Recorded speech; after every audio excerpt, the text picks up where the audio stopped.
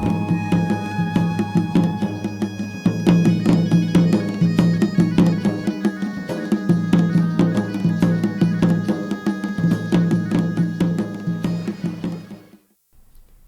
स्वागत है आप सभी का देवभूमि समाचार में। मैं आपके साथ निकिता कश्यप। बुलेटिन की शुरुआत से पहले आपको लिए चलते हैं उत्तर प्रदेश के गोरखपुर, जहां मुख्यमंत्री योगी आदित्यनाथ क्या कुछ कह रहे हैं, आप सुनिए।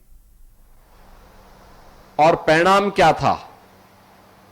ये पानी जब नीचे जाता था तो राप्ती नदी में जाता था, एनजीटी भी जुर्माना लगाता था और नदी के जल स्तर के बाधित होने के कारण भूजल स्तर पर भी निरंतर प्रभाव पड़ रहा था। अब जहां कूड़ा है, कूड़ा था, वहां एक आधुनिक इको पार्क बन गया है और यह केवल एक पार्क नहीं है बल्कि गोरखपुर नगर वासियों के लिए एक टूरिस्ट डेस्टिनेशन भी बन गया है, बेहतरीन केंद्र बन गया है जहां लोग आकर के पिकनिक मना सकते हैं, परिवार के साथ आकर के बैठ सकते हैं।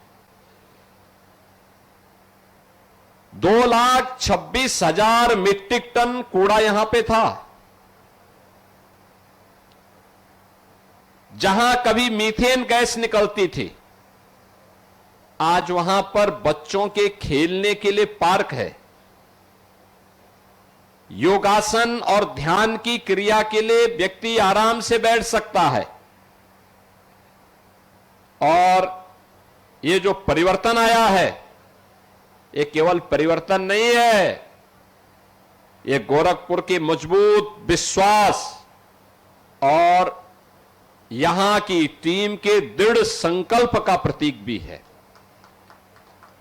ये बताता है कि जब नियत साफ हो तो नियति को बदलने में देर नहीं लगती। यानी करने की इच्छा शक्ति थी, उसके अनुसार नियत बनाई तो परिस्थितियां बदलती हुई दिखाई दी। और ये बदलाव आज गोरखपुर के अंदर हर ओर देखने को मिल रहा है, चाहे वह इको पार्क हो, चाहे वह कनेक्टिविटी हो।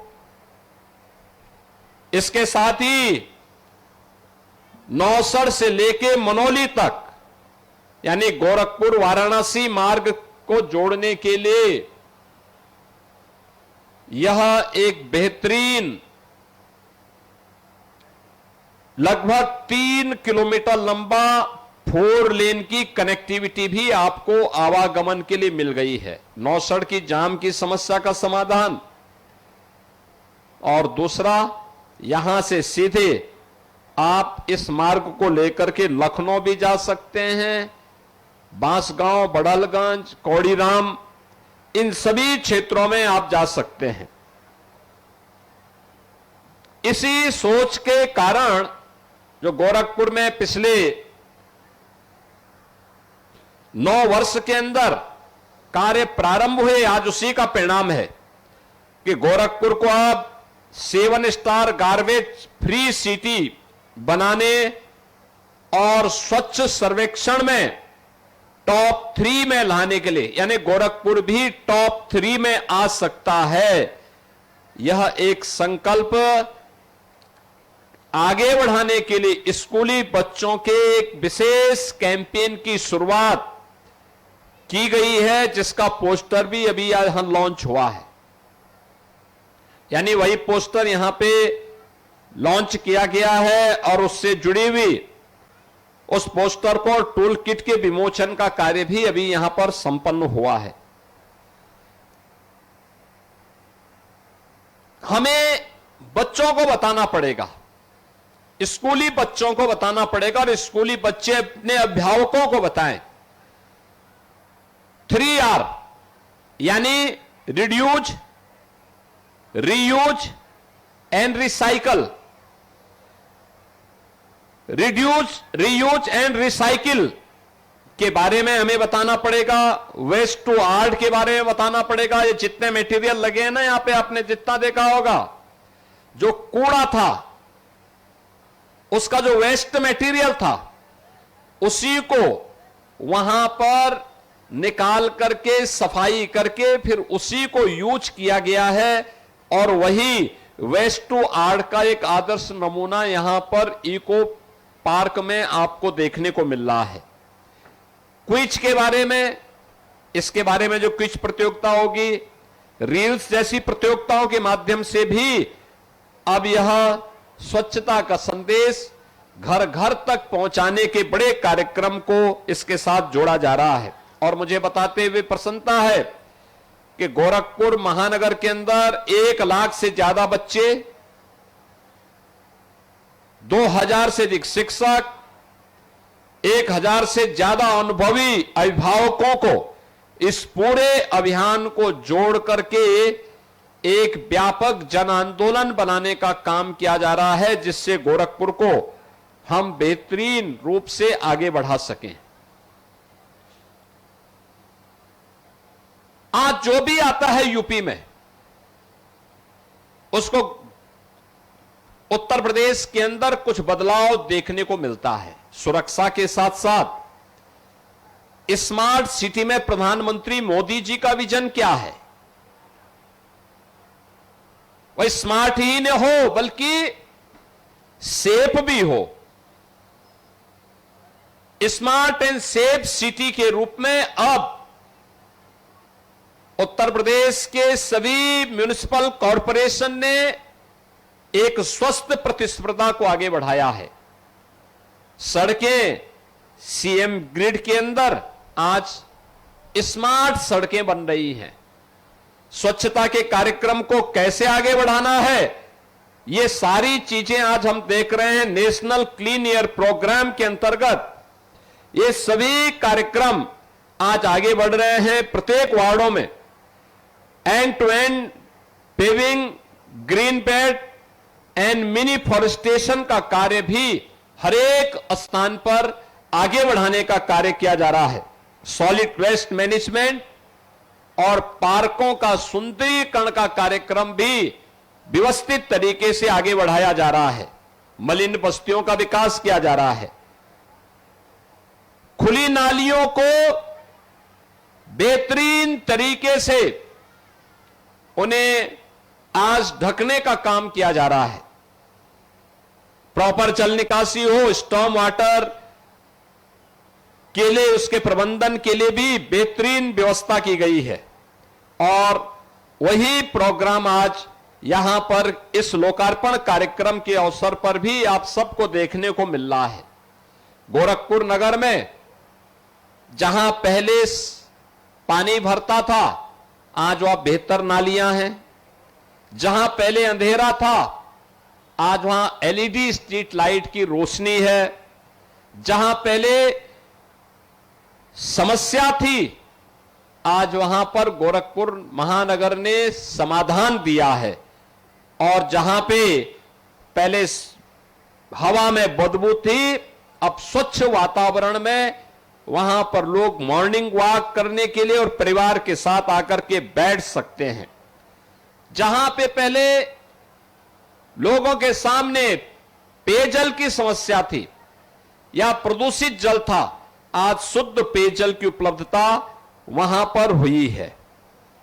और यही परिवर्तन आज गोरखपुर को कनेक्टिविटी से लेकर के बेहतरीन सुविधाओं को प्रदान करने का जो कार्यक्रम पिछले 9 वर्ष के अंदर डबल इंजन सरकार ने किया है, आज उसी श्रृंखला का एक हिस्सा है इको पार्क और नौसड़ से मनौली तक के बने हुए इस 4 लेन की सड़क के लोकार्पण कार्यक्रम के साथ।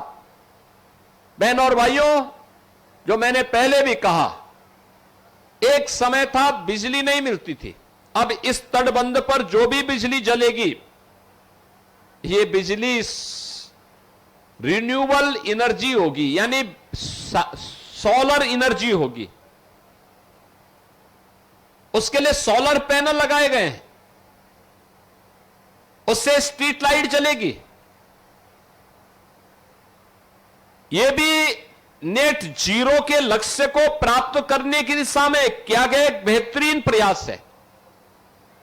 यहां पे जो सिटी फॉरेस्ट लगाया गया है, यह अपने आप में इस पूरे क्षेत्र को अत्यंत हरियाली से युक्त करके प्रदूषण से मुक्त करने में इसकी बड़ी भूमिका होगी। और यही परिवर्तन आज गोरखपुर में और प्रत्येक नगर निगम में इसी को लेकर के एक स्वस्थ प्रतिस्पर्धा आगे बढ़ी है।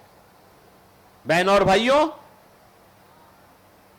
आज गोरखपुर ने पिछले 9 वर्ष के अंदर हुए इस परिवर्तन को देखा है। याद करिए, राजेश त्रिपाठी जी चिल्लू पार से विधायक हुए थे, उन्होंने एक होम्योपैथ कॉलेज का शुभारंभ किया था 2007-8 में, बन नहीं पाया। ये डबल इंजन की सरकार आई, श्री राजेश त्रिपाठी जी विधायक बने, उन्होंने उस होम्योपैथ कॉलेज का संचालन किया। आज मुझे देख करके प्रसन्नता होती है कि वह कॉलेज आज वहां प्रवेश हो रहा है और बच्चे वहां पर आयुष की पढ़ाई कर रहे हैं। पहले गोरखपुर में स्वास्थ्य की सुविधा का अभाव था, दक्षिणांचल में बाढ़ आती थी, आज बाढ़ की समस्या का काफी हद तक समाधान हुआ है। पहले स्वास्थ्य सुविधा का अभाव था, आज बिहाड़ी मेडिकल कॉलेज भी अच्छा कर रहा है और एम्स गोरखपुर उदाहरण बना है, वह भी बेहतरीन स्वास्थ्य की सुविधा उपलब्ध करवा रहा है। पहले गोरखपुर के लोग स्वास्थ्य के लिए, शिक्षा के लिए बाहर जाते थे, आज 4-4 विश्वविद्यालय गोरखपुर में कार्य कर रहे हैं। खेल की सुविधाएं नहीं थी, आज मिनी स्टेडियम भी बन रहे हैं। सैजनवा में प्रदीप शुक्ला जी ने मिनी स्टेडियम बनवा लिया, अटल आवासीय विद्यालय बनवा लिया, उद्योग लग रहे हैं, नौजवानों को रोजगार मिल रहा है। और अब तो फर्टिलाइजर कारखाना भी चल गया है और साथ साथ पिपराइच में चीनी मिल भी लग गई है। यानी हर एक ओर से बेहतरीन कार्य।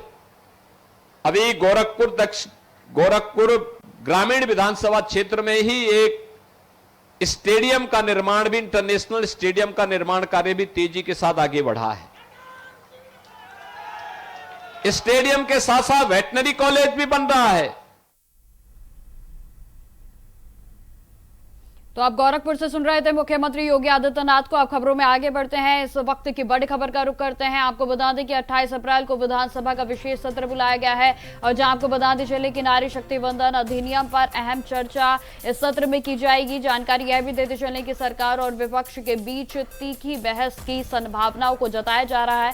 तो वहीं विधानसभा सत्र को लेकर अब सरगर्मियां जो है वो लगातार तेज होती हुई नजर आ रही हैं। तो वही राजनीतिक हलकों में सत्र को लेकर बड़ी हलचल भी तेज हो गई है। जहां आपको बताते चलें कि देहरादून में 28 अप्रैल को उत्तराखंड विधानसभा का विशेष सत्र आयोजित किया जाएगा। तो वहीं यह भी जानकारी देते चले कि इस सत्र में नारी शक्ति वंदन अधिनियम पर अहम चर्चा होने की संभावना को जताया जा रहा है और जहां सत्र को लेकर सरकार और विपक्ष के बीच तीखी बहस देखने को मिल सकती है। तो वहीं विधानसभा प्रशासन ने तैयारियां पूरे तरीके से तेज कर दी हैं। तो वहीं सुरक्षा से लेकर व्यवस्थाओं का जो तमाम व्यवस्था है उन पर सभी को अंतिम पहलू देने के लिए पूरे तरीके से तैयारियां की जा रही हैं। जहां आपको बता दें कि राजनीतिक हलकों में इस विशेष सत्र को लेकर हलचल तो तेज हो गई है क्योंकि इसे महत्वपूर्ण निर्णयों और बहस के लिहाज से बेहद ही खास माना जा रहा है।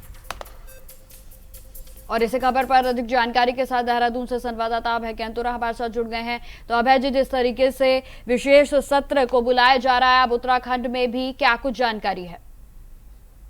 उत्तराखंड विधानसभा का विशेष सत्र 28 अप्रैल को आहूत होने जा रहा है। इस विशेष सत्र को लेकर सरकार की तरफ से जो दिशा निर्देश दिए गए थे, सरकार की तरफ से जो तैयारी की जानी थी वो यहाँ पर की जा चुकी है। विधानसभा सचिवालय विशेष सत्र को लेकर अंतिम रूप अपनी तैयारियों को देने का काम यहाँ पर कर रहा है।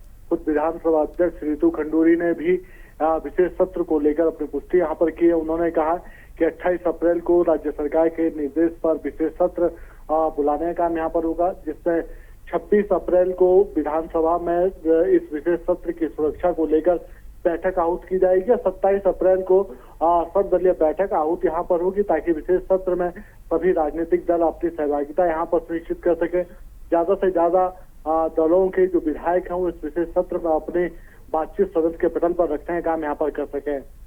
विधानसभा सचिवालय की तरफ से विशेष सत्र को लेकर राज्यपाल की मंजूरी के लिए प्रस्ताव भेज दिया गया है। इंतजार राज्यपाल की मंजूरी का यहाँ पर है। जैसे ही मंजूरी आती है तो फिर अंतिम रूप तैयारियों को देने का काम यहाँ पर किया जाएगा। लेकिन राज्य सरकार ने अपनी जो प्रतिबद्धता है, जो संकल्पता है, उसको जाहिर करने का काम यहाँ पर किया है, क्योंकि राज्य सरकार ने साफ तौर पर कहा था केंद्र के द्वारा जो नारी शक्ति वंदन अधिनियम लाने का काम यहाँ पर किया जा रहा है उससे उत्तराखंड राज्य सहमत है और राज्य की जनता महिलाओं को प्रतिनिधित्व देने के पक्ष में यहाँ पर है। और यही वजह है कि विशेष सत्र में भी इसी नारी शक्ति वंदन अधिनियम को लेकर चर्चा यहाँ पर होगी।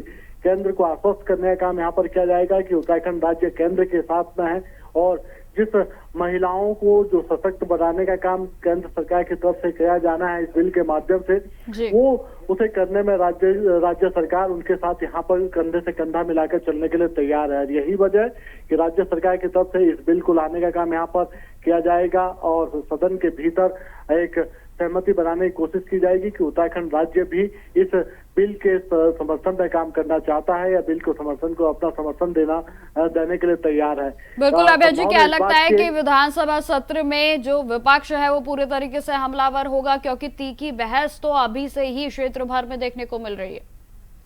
देखिए, बहस की संभावना इस रूप में ज्यादा यहाँ पर बढ़ जाती है कि विपक्ष की तरफ से जो संभावना यहाँ पर जताई गई, उनका कहना है कि नारी शक्ति वंदन अधिनियम के साथ विपक्ष पूरी तरीके से तैयार है, लेकिन जिस तरीके से दो चीजों को जोड़ने का काम इस बिल में किया जा रहा है, यानी महिला आरक्षण को लेकर काम करने की बात यहाँ पर की गई, लेकिन महिला आरक्षण से पहले परिसीमन को जोड़ने की जो तैयारी यहाँ पर की जा रही है, यानी परिसीमन करने की जो तैयारी सरकार की तरफ से की जानी है, उसके खिलाफ विपक्ष यहाँ पर खड़ा हुआ नजर आ रहा है। यही वजह है कि सदन के भीतर जब इस अधिनियम को लेकर विशेष सत्र बुलाने का काम सरकार की तरफ से होगा तो फिर विपक्ष की तरफ से भी आक्रामक रवैया सदन के भीतर प्रस्तुत यहाँ पर किया जाएगा, क्योंकि विपक्ष चाहता है कि महिला आरक्षण बिल को लागू यहाँ पर किया जाए। यानी वर्तमान में जो परिस्थितियां हैं, चाहे वो केंद्र में लोकसभा की 543 सीटें हों या फिर उत्तराखंड राज्य में विधानसभा की 70 विधानसभा सीटें हों, अगर केंद्र सरकार महिलाओं के पक्ष में है तो फिर बिल को इसी अधिनियम में लाने का काम यहाँ पर करें, यानी वर्तमान की जो सीटें उन्हीं सीटों पर अधिनियम को लागू कर आरक्षण की घोषणा करने का काम यहाँ पर करें। यानी परिसीमन जो अलग विषय है उस विषय को इस विषय के साथ जोड़ने का काम सत्ता पक्ष की तरफ से ना किया जाए। तो संभावना यही है कि सदन के भीतर भी सत्ता पक्ष और विपक्ष इस बिल को लेकर आक्रामक रुख उनका देखने को यहाँ पर मिल सकता है। काफी हंगामेदार सदन के रहने की उम्मीद यहाँ पर जताई जा सकती है। जी ठीक है अभय जी, तमाम जानकारी के लिए आपका बहुत बहुत धन्यवाद। खबरों में आगे बढ़ते हैं। अब खबर रुद्रप्रयाग से है, जहां आज मुख्यमंत्री पुष्कर सिंह धामी ने पवित्र बद्रीनाथ मंदिर में पूजा अर्चना की। आपको बताते चले कि मुख्यमंत्री पुष्कर सिंह धामी ने प्रदेश की सुख समृद्धि और देश की उन्नति के लिए प्रार्थना की है। और जहां इस दौरान मंदिर परिसर में बड़ी संख्या में श्रद्धालु मौजूद रहे तो वहीं पुजारियों ने विधि विधान से पूजा अर्चना संपन्न कराई। आपको जानकारी देते चले कि मुख्यमंत्री पुष्कर सिंह धामी ने भक्तों से बातचीत की है और जहां धार्मिक आस्था को राज्य की सांस्कृतिक पहचान भी उनकी ओर से बताया गया। आज अब हमारे चारों ही धामों के विधिवत रूप से कपाट खुल गए हैं। आज भगवान बद्री विशाल के भी कपाट खुल गए हैं। सभी भक्तों के लिए सभी हमारे धाम तैयार हैं। सभी दर्शन के लिए आने वाले सभी व्यवस्थाएं सुव्यवस्थित रूप का प्रयास किया गया है। अभी चूंकि पिछले वर्ष और यात्रा शुरू होने से पहले तक लगातार बर्फबारी होती रही है, लेकिन उसके बावजूद भी सभी इंतजाम किए गए। सभी भक्तगण सभी आए, सभी श्रद्धालु आए, सबका स्वागत है, सबका अभिनंदन है। अच्छी यात्रा होगी, अच्छी व्यवस्था मंदिर समिति के द्वारा भी यहाँ पर की गई है। और ये भगवान बद्री विशाल की नगरी है। यहाँ हमारे प्रधानमंत्री जी ने 2022 में इस भगवान बद्री के स्थान का मास्टर प्लान यहाँ के लिए तैयार करवाया था, जो आज काफ़ी आगे बढ़ गया है। काफ़ी काम यहाँ पर हो रहे हैं और भव्य बद्री, दिव्य बद्री के रूप में ये स्थान तरह से अब दिखने लगा है। इसी के साथ ये माणा गांव भी है यहाँ पर। तो मैं सभी आने वाले श्रद्धालुओं से, भक्तगणों से ये भी अनुरोध करूंगा तो चारों धामों के दर्शन के साथ साथ हमारे आसपास के धामों के आसपास के जो स्थान हैं उन स्थानों को भी देखें। यहाँ माणा गांव, जिसको भारत का अंतिम गांव कहा जाता था, प्रधानमंत्री 2022 में यहाँ का प्रवास किया था, यहाँ का भ्रमण किया था। उसके बाद आज वो स्थान भी हमारा तेज़ी से आगे बढ़ रहा है। उसको पहले गांव की संज्ञा दी देश के और पहले गांव के रूप में आज उसका विकास आगे बढ़ा है। वहाँ की मातृशक्ति कल मैं शाम को सबसे मिला था, 100% उन्होंने वोकल फॉर लोकल को आगे बढ़ाते हुए 100% आज लखपति दीदियाँ वहाँ की बहनें बन। अब खबर देहरादून से है, जहां महिला आरक्षण को लेकर सियासी बयानबाजियां पूरे तरीके से तेज हो गई हैं। आपको बता दें कि कांग्रेस के आक्रामक रुख के बाद अब बीजेपी की ओर से भी पलटवार किया गया है और जहां बीजेपी के प्रदेश प्रवक्ता कुंवर जपेंद्र सिंह की ओर से पीएम नरेंद्र मोदी सरकार की बिल से 105 सीटों के अनुपात में महिला आरक्षण सुनिश्चित होता है, तो ये बात उनकी ओर से कही गई। और जहां उन्होंने आगे यह भी कहा कि जबकि कांग्रेस अभी भी 70 सीटों तक ही सीमित सोच रखती है। 105 विधानसभाओं में 33% आरक्षण देने की बात कर रहे हैं और कांग्रेस 70 विधानसभाओं की बात कर रही है, तो कांग्रेस की ईमानदारी तो यही नजर आ जाती है। 1971 में भी 543 मेंबर ऑफ पार्लियामेंट थे और 55 करोड़ आबादी थी। आज 140 करोड़ से अधिक आबादी है और 543 की संख्या पे कांग्रेस अटकी हुई है। और अगर 90 महिलाओं के संसद में प्रतिनिधित्व अधिक करने से कांग्रेस के वर्चस्व पर कोई संकट के बादल फहराते हुए नजर आ रहे हैं, तो ये कांग्रेस को विचार करना चाहिए कि महिला नेतृत्व के प्रति कांग्रेस कितनी बेईमान है और किस तरह से देश को गुमराह करने का प्रयास कर रही है। खबर देहरादून से है, जहां कृषि मंत्री गणेश जोशी ने रेशम विभाग की योजना एवं कार्यों की समीक्षा बैठक की। जहां आपको बता दें कि बैठक में वित्तीय वर्ष 2026 से 27 की योजनाओं की जानकारी उनकी ओर से ली गई है। तो वहीं अधिकारियों ने जानकारी दी है कि आधुनिक चाकी केंद्रों की स्थापना के लिए 2 करोड़ रुपए का बजट मिला है और जिसके तहत विकास नगर में केंद्र स्थापित किए जाएंगे। तो वहीं मंत्री ने ऐसे केंद्र अन्य जिलों में भी बनाने के निर्देशों को जारी किया गया है। साथ ही साथ बताते चले कि नैनीताल में सिल्क पार्क स्थापित करने का प्रस्ताव तैयार करने को भी कहा गया। इसमें रेशम उत्पादन को बढ़ावा मिलेगा।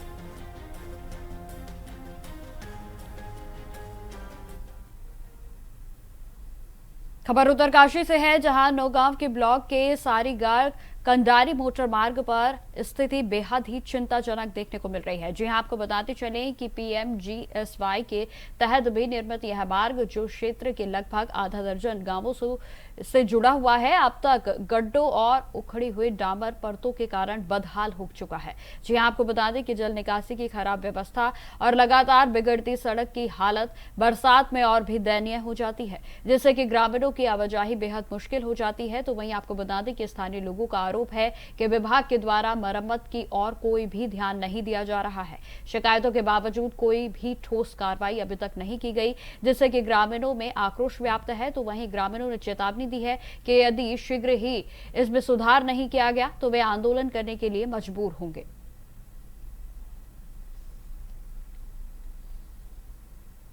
तो फिलहाल मेरे साथ इस बुलेटिन में इतना ही। देश दुनिया की तमाम खबरों की जानकारी के लिए बने रहे हमारे साथ। नमस्कार।